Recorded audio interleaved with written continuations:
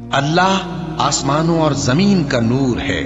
اس کے نور کی مثال ایسی ہے کہ گویا ایک طاق ہے جس میں ایک چراغ ہے، اور چراغ ایک قندیل میں ہے، اور قندیل ایسی صاف شفاف ہے کہ گویا موتی کا سا چمکتا ہوا تارا ہے. اس میں ایک مبارک درخت کا تیل جلایا جاتا ہے، یعنی زیتون کا، کہ نہ مشرق کی طرف ہے نہ مغرب کی طرف. ایسا معلوم ہوتا ہے کہ اس کا تیل خواہ آگ اسے نہ بھی چھوئے جلنے کو تیار ہے. بڑی روشنی پر روشنی ہو رہی ہے.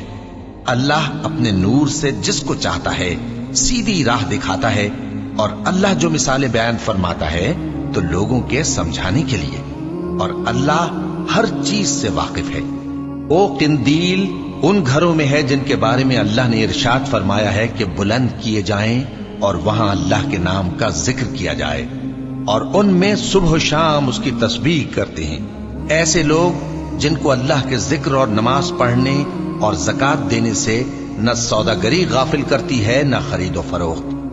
وہ اس دن سے جب دل خوف اور گھبراہٹ کے سبب الٹ جائیں گے اور آنکھیں اوپر چڑھ جائیں گی ڈرتے ہیں، تاکہ اللہ ان کو ان کے اعمال کا بہت اچھا بدلہ دے اور اپنے فضل سے زیادہ بھی عطا فرمائے. اور اللہ جس کو چاہتا ہے بے حساب رزق دیتا ہے.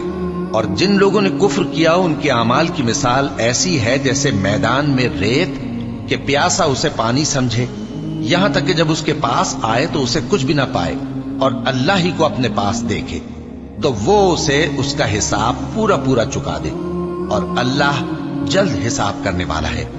یا ان کے اعمال کی مثال ایسی ہے جیسے گہرے سمندر میں اندھیرے جس پر لہر چڑھی چلی آتی ہو اور اس کے اوپر اور لہر آ رہی ہو، اور اس کے اوپر بادل ہو، غرض اندھیرے ہی اندھیرے ہوں، ایک پر ایک چھایا ہوا، جب اپنا ہاتھ نکالے تو کچھ نہ دیکھ سکے. اور جس کو اللہ روشنی نہ دے اس کو کہیں بھی روشنی نہیں مل سکتی.